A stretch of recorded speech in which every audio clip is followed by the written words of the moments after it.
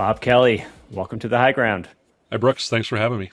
Yeah, of course. Now, Bob, we have talked before a couple of times now, but no one watching this will know who you are.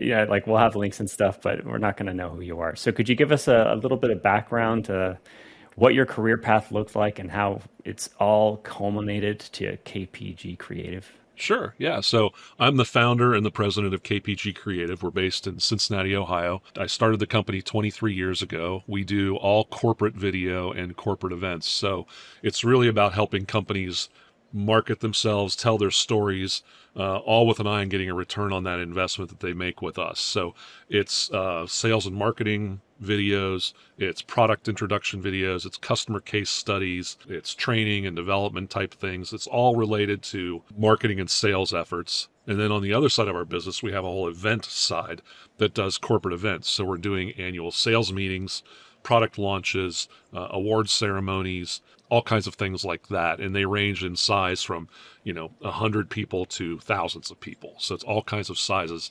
And so over my career, we've built up this company in this company here that's got a lot of equipment to do those kinds of shows, has also production studios, edit suites here for the video content. So it's really been a really good marriage for corporations to have a company that can do not only their corporate video, but when they need to put on that corporate event, they can use the same trusted resource, which is what we are to them. So it's been a good ride. 23 years now we've been doing this. Before that, I started off back in the 1980s, so I'm one of the old guys in the biz. And, in college, I did a couple of projects in Washington, D.C., where I went to school. I did the Beach Boys' 4th of July concert on the Mall back in 1984 with a group of producers from L.A. And they said, hey, when you get out of school, if you want to come to L.A., we'll help you out. And so that was all I needed to hear. And the day I graduated that summer, I picked up everything I had, threw it in my car, and drove to Los Angeles. And it took a few weeks to kind of get established. Back in the 80s, no cell phones, no internet, anything like that. So you're knocking on doors, literally bang, bang, bang. Hi, I'm here. But I wound up getting a job as just a gopher, a runner for Marty Pasetta Productions, who at that time, he was the director on the Oscars. So one of the first shows I ever worked on professionally in Hollywood was the 1985 Oscars. That's And amazing. I was just a gopher, but my name is on the credits. I got the jacket, I got the hat, I got the script book, I've got all that stuff. And so it went on from there, and I spent 5 years in Hollywood working on game shows, network specials, sitcoms. I did 2 years with Sid and Marty Krofft, the Puppeteers, on a show called DC Follies, with Fred Willard as the bartender in a bar called DC Follies. And all of the patrons in the bar were puppets that looked like real people. So you had the ex-president's table over here with Carter, Ford, Reagan, and then you had celebrities would come into the bar, Whoopi Goldberg or Michael Jackson as puppets, and they'd walk into the bar. So I was the production manager on that show for 2 years. They got me into the Directors Guild of America, and I'm still a member today. And then the writers went on strike back in 1989, like happened a couple of years ago. And they shut down Hollywood, including our show. We were just about to get picked up for our third season, and we were going to get in syndication, which meant it was going to go and go and go.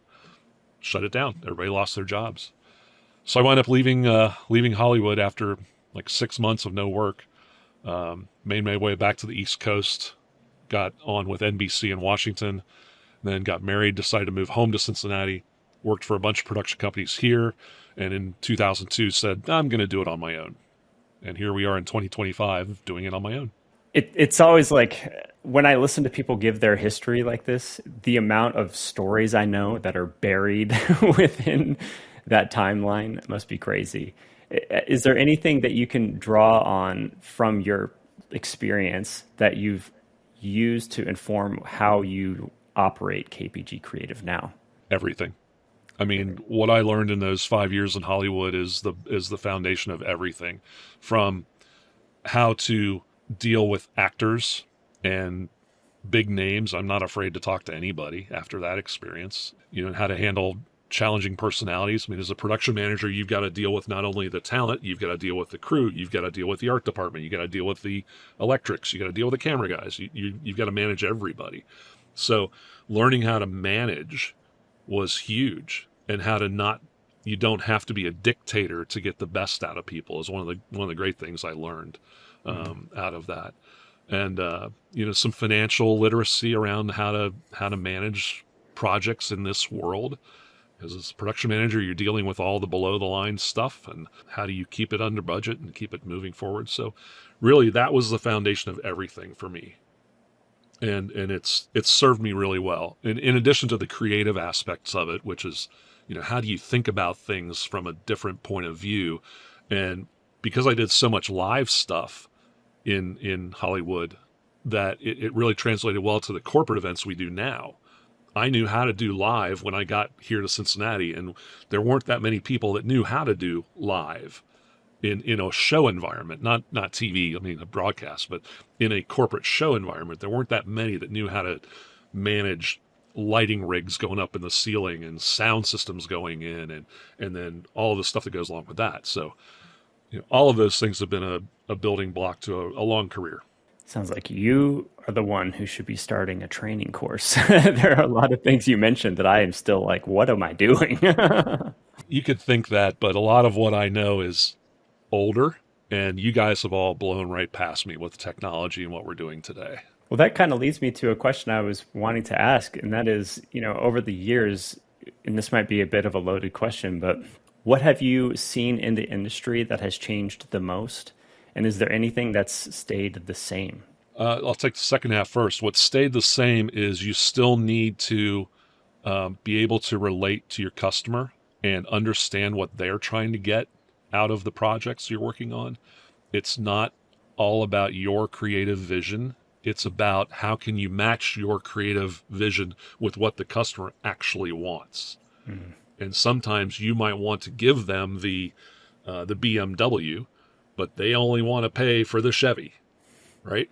So you've got to figure out, how do I get my BMW idea in a Chevy price tag? If you think about it in those terms. And so you've got to think about all that stuff. It's not just about, I'm trying to make pretty pictures. It's about, how am I serving my client the best and giving them the best possible result for the money they have to invest. And so that's really the main thing. As far as what's changed, and that has always been the way, no matter where you were working. That's always been the way. And I think as creatives, we get caught up a lot sometimes in our own visions of things. And we say, well, you couldn't possibly want that. That's silly. It should be this. Well, you're not the customer. You're not paying for it. They are. Right. As far as what's changed, I mean, technology is just constantly rolling forward. I mean, when I started, I learned on 2-inch wide videotape. I learned to edit on 3/4-inch cassettes. And where we are now, I mean, I saw Avid come in for the very first time when I was production managing a company here before my own, and we brought in one of the early Avid systems. We were still working on 1-inch videotape, and you had to make, sub cuts and load tape machines with the subcut and roll them in sync to make them go through a switcher so you could make the edit properly. And then Avid comes in, and it was all the buzz, but it was so slow that it took forever to render a scene. It's like everybody's like, that's garbage. We don't want to do that. We'll stay with the old videotape. Well, as computers got faster over a few years, that started to be the real transition. And you saw tape phase out over some time, and then Avid phased away as Adobe took over. And there was Final Cut in there too. Now those things are probably still around. We don't use them. We're all Adobe suite.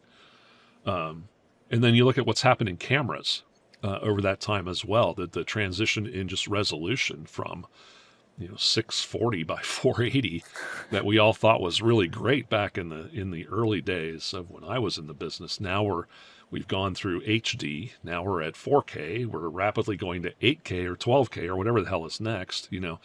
At some point it's going to be like looking through a window that's not there as far as detail goes. And, how far do you really have to go is one question I always think of. But, technology marches on.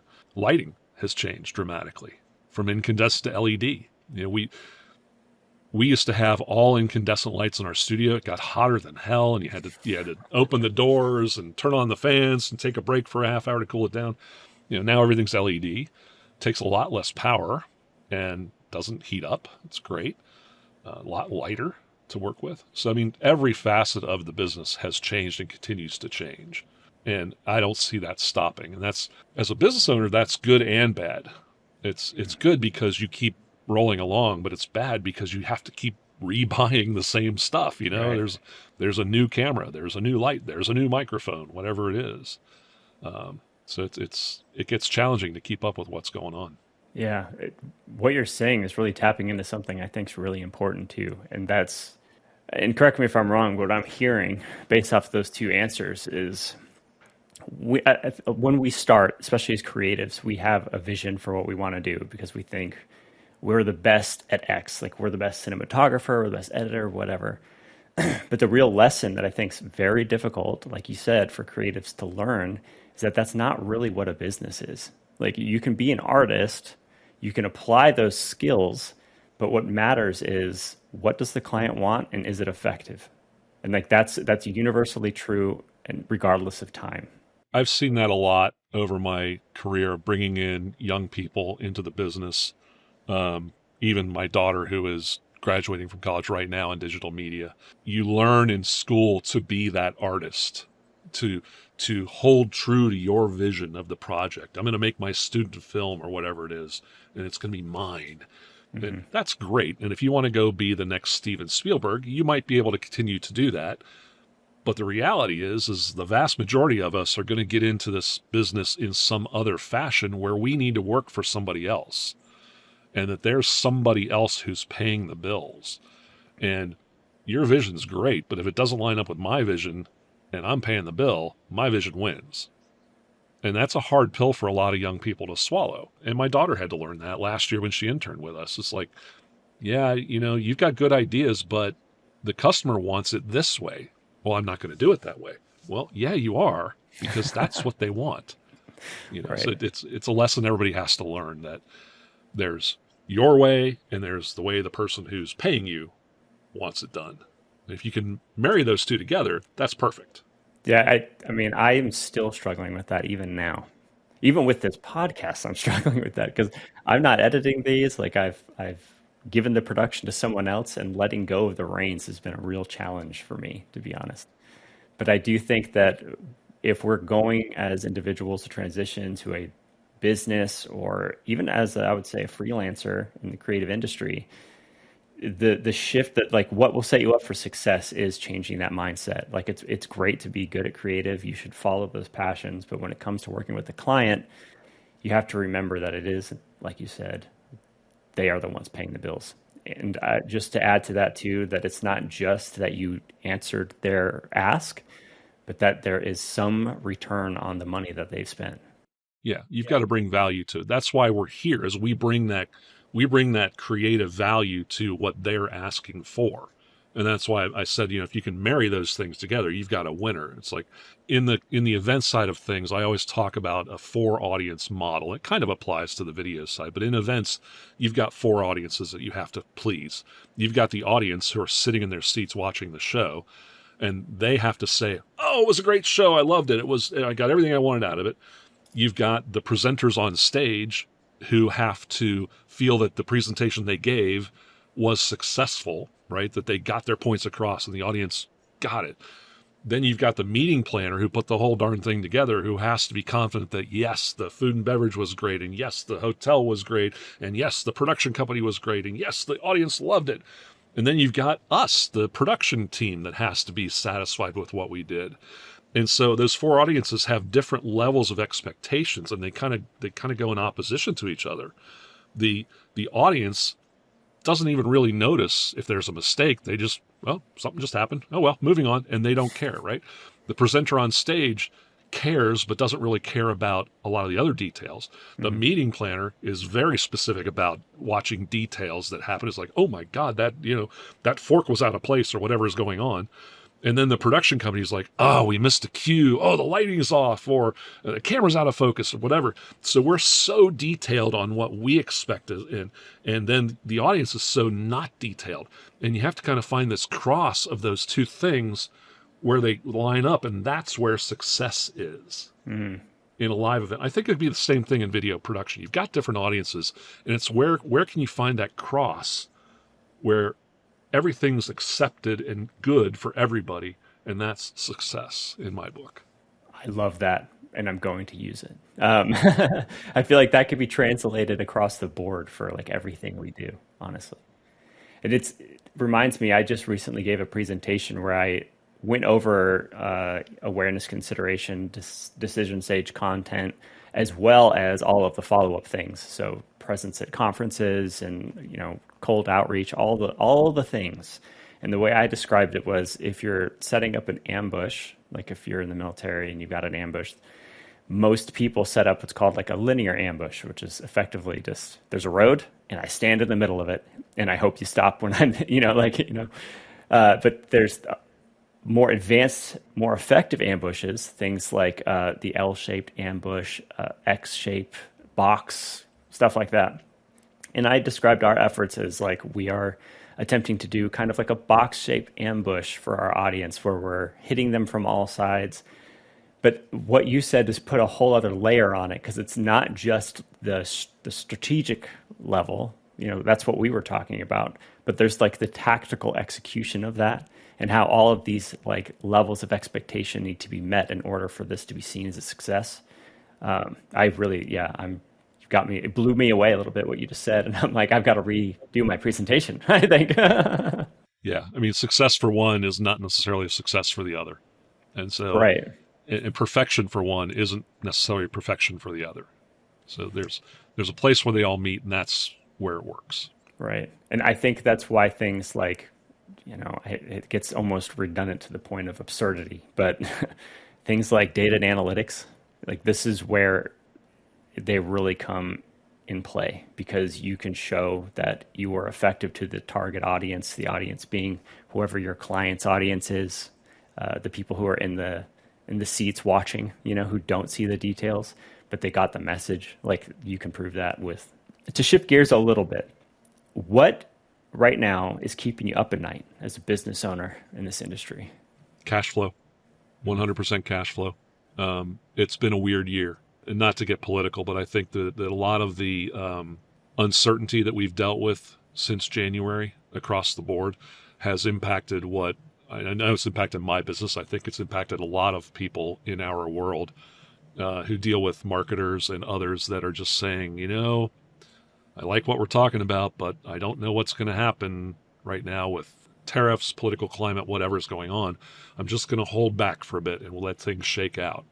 And we felt that dramatically for the first 6 months of the year, which usually would be our busiest season, was probably 30 or 40% behind. And so cash flow in a small business is lifeblood. And so if a client says, yeah, I like your idea, we're going to do it, just not right now, I have to come back and say, well, I sure hope I'm still around when you're ready to do it, because I may not be. And Right. it's been that kind of a year. And I haven't felt that way since right before and during COVID, that, things are on edge. It happened again way back in 2008, 2009, but not to the extent that it did this year. On the flip side, now, since July, we're seeing a major uptick in projects. And so we've gotten really busy all of a sudden. And this is a time of year when we are typically not busy at all. We take, July and August are down at the bottom of the bell curve for us. We don't come back until September. I've got 4 projects going on right now that is like, oh, damn, how am I going to keep up with all this stuff? There's a lot to do. So where I thought the year was going to be a really difficult one because of the way it started, it's now looking like we're going to bounce back in the second half and turn out in pretty good shape. But it all comes down to cash flow. For me, it's cash flow. That's the only thing that keeps me up at night. I'm with you on that one. I can honestly say it was the same for us. So normally when I have meetings with clients who are stressed because of what you just said, my immediate knee-jerk reaction is like, this is the perfect time. Like I'm not this, it sounds salesy, but really, if you look at the blue ocean strategy, when everyone's quiet, that's when you need to be loud.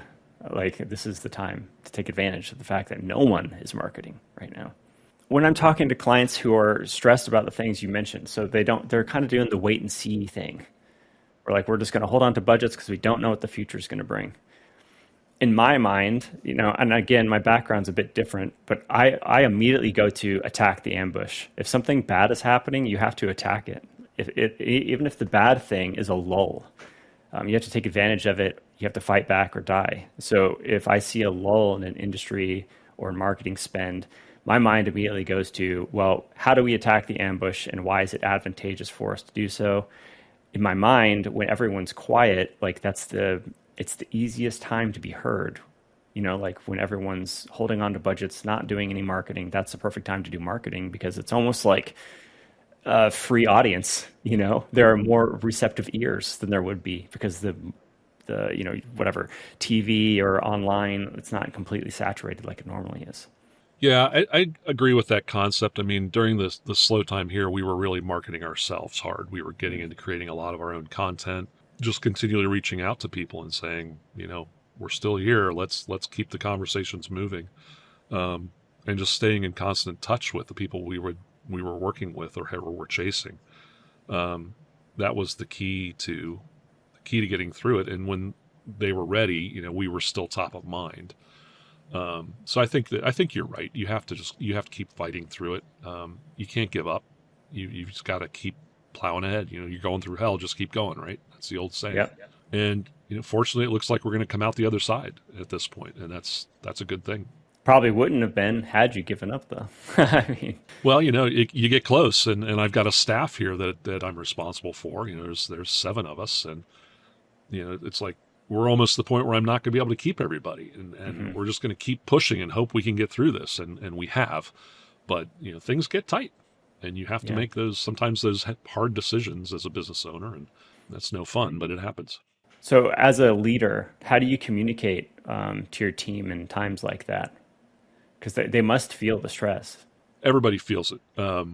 As a group, we were all talking it through. It's like, yeah, this is the slowest we've ever been this time of year. My editor and my shooter and I were talking about it. It's like, yeah, there's a lot of things out there. They're just not coming through. So let's work on making ourselves better in the downtime. Let's do some additional training. Let's do some additional research on tools. Let's prepare ourselves for when it is time to get back to work. And on the marketing side, my business development guy and I and my other producer, who we all are sales, we're not going to give up on talking to our existing customers and potential customers and keeping in front of them, because it's not going to last forever. At some point, you do have to get back to marketing your company. You do have to get back to making content. You do have to get back to selling what you do, and you're going to need us. And so if we can just suffer through this and get through it in the best way we can and keep plugging it forward and getting better ourselves, we're going to be there when it needs to be there. And fortunately, Right. it seems like it's happened. So we'll hope. There's another podcast personality guy. His name's Jocko Willink. I don't agree with a lot of what he says, but he did put out a video years ago now. It's just called Good. And the whole message is like, you broke your leg, good. Now you have an opportunity to study. Or like you're sick, good. You have an opportunity to rest. And I feel this is a good example of that. Like, oh, things are slow, good. You have an opportunity to work on your own business now. I don't disagree, if you can afford it. Right. That's true. Important. So on the flip side of this kind of coin, what's got you excited for the future for KPG Creative? What's got me excited for the future? I think the resurgence of business has got me excited. Okay. Well, other than that, of course, that's exciting. But is there anything like bigger picture you're looking forward to or excited about? Anything you're offering that's new?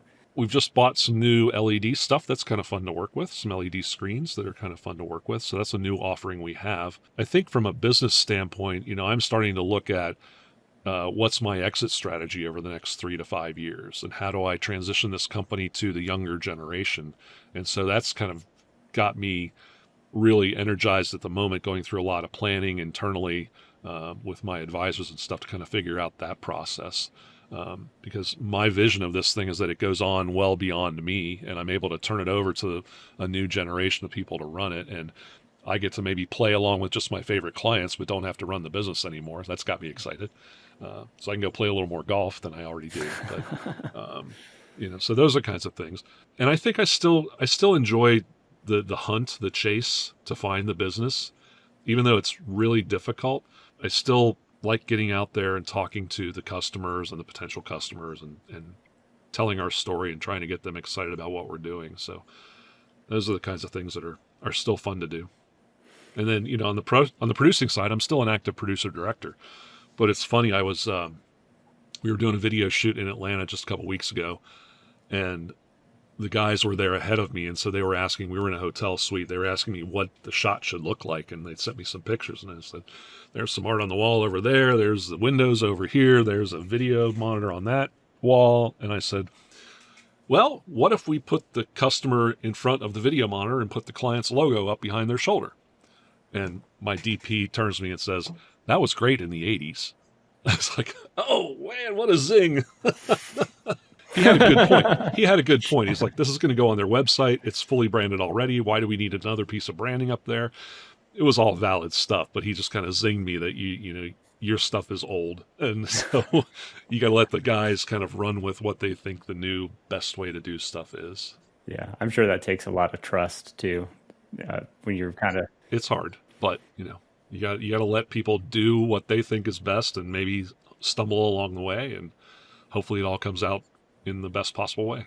I think it's difficult for people who haven't done it to understand the kind of high you get when you win a new client. Like the validation of that is unparalleled. Like I can't think of anything else that feels as validating as getting a client to agree that this is the right strategy for them, having them sign the dotted line. I'm just agreeing with you. I'm just taking a long time to do it. That like getting new businesses, it's possibly my favorite part of the job outside of these kind of conversations, and not even because of the money at all. It's just like all of our lives have kind of led to this point. All of our work history has led to this point. When you fully believe in something, heart, mind, and soul, and you have someone else who's on board with you enough to invest in it, that's just an unbeatable feeling. And I really think it's what keeps me going. Yeah, I don't disagree. Okay, Bob. Well, I think we can wrap it up there if you're feeling good about it. Is there anything you'd like to leave us with? Any thoughts, feelings? I think if we're talking to other people in our business, it's about understanding that your passion has to collide with your talent. And that's how you get to the point of having the it factor. If your passion for it and your talent for it collide, you've got it. And that comes from a motivational speaker friend of mine named Giovanni Lavera, who is a Hall of Fame magician and motivational speaker. He wrote a poem about that called It. And I think it references really any business that you could possibly be in. If you have a passion for it, you have it. If you have talent for it, you have it. But if you have the passion and the talent for it and they collide, you've got it. And that's where you want to be. And so if you can do that, if you can get to that point in your career, that's where the gold is. I would read the book that you write, and I'm not even trying to blow smoke. You've left me with a couple nuggets that I'm going to be thinking about for the rest of the day. All right, Bob. Well, thank you so much for your time. We should definitely do this again soon. Absolutely. Good to talk with you.